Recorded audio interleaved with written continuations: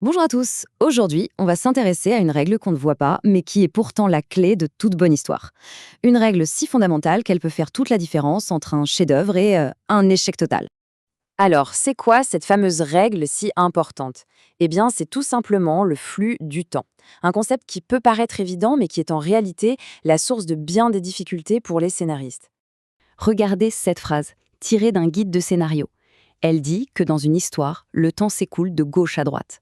Ça a l'air presque philosophique, non? Mais cette idée, toute simple en apparence, cache une complexité énorme. Et si on la maîtrise, eh bien, on peut vraiment transformer une histoire. Justement, ignorer cette règle, ça peut avoir des conséquences terribles. Prenez l'exemple d'un scénariste qui a passé des années et des années à écrire sans jamais comprendre pourquoi ça ne marchait tout simplement pas. Voilà le tableau. Pendant 4 ans, de 2007 à 2010, cet auteur a mis toute son énergie dans l'écriture. Il a pondu 5 scénarios complets. Vous imaginez? 4 ans de travail acharné, de doute, d'espoir. 5 scénarios, tous travaillent, pour rien. Car malgré tout cet effort, chacun de ces 5 scripts était défectueux. Il y avait une faille, une seule, invisible mais fatale, qui rendait tout son travail complètement inutile. Et cette faille, c'était quoi au juste? Son ignorance totale du temps qui s'écoulait à l'intérieur de ses propres histoires. En fait, il créait des mondes sans en comprendre les lois les plus fondamentales. Bon, d'accord, c'est un problème pour l'auteur. Mais pour le public, qu'est-ce que ça change? Comment est-ce que cette erreur se répercute sur l'expérience du spectateur? On a tous déjà ressenti ça en regardant un film. Ce sentiment qu'il y a un truc qui cloche, une sensation bizarre, une sorte de dissonance. On n'arrive pas à mettre le doigt dessus, mais on sent que le monde qu'on nous présente n'est pas cohérent. Eh bien, ça vient souvent de là. En fait, quand un auteur ne maîtrise pas le temps de son récit, le public le sent immédiatement. Et ce n'est pas juste un petit défaut technique, non. C'est bien plus profond que ça. On pourrait presque parler d'une sorte de trahison. Le pacte de confiance entre l'histoire et le spectateur est rompu.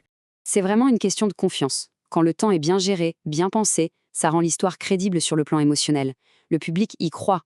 Mais dès que c'est flou, mal défini, c'est fini. La confiance est perdue et l'immersion s'arrête net. Ok, alors comment on fait pour éviter de tomber dans ce piège? La solution, c'est de comprendre et de maîtriser ce qu'on appelle le temps narratif. Et attention, quand on parle de temps narratif, on ne parle pas juste de physique, du fait que le temps avance et ne recule pas. Non, c'est bien plus subtil que ça. C'est une construction psychologique, une question de perception.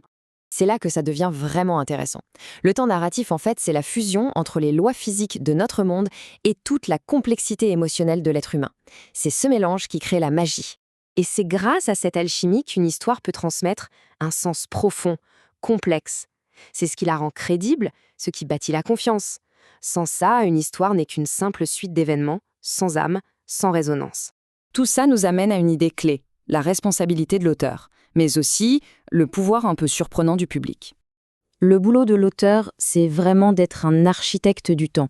Il doit d'abord comprendre le flux temporel de son histoire, ensuite y intégrer les personnages de manière naturelle, et enfin y fondre les mouvements de caméra. Chaque détail doit s'inscrire parfaitement dans ce flux. Ce travail minutieux est absolument crucial. C'est l'ossature invisible de l'histoire, ce qui la rend solide et ce qui permet au public de vivre une expérience forte et cohérente. Et maintenant, la touche finale, la plus fascinante. Si l'auteur met le temps en mouvement, il y a une seule personne qui peut l'inverser, le public. C'est le spectateur qui, dans son esprit, par son interprétation, sa mémoire, peut remonter le fil, revoir une scène et même réécrire l'histoire. La question est donc la suivante. En tant que créateur d'histoire, comment allez-vous construire le temps pour mériter la confiance du public? Parce qu'au final, le temps, ce n'est pas juste un décor, c'est vraiment le cœur qui bat au centre de votre récit. Si vous apprenez à le maîtriser, vous ne raconterez plus seulement des histoires, vous créerez des mondes.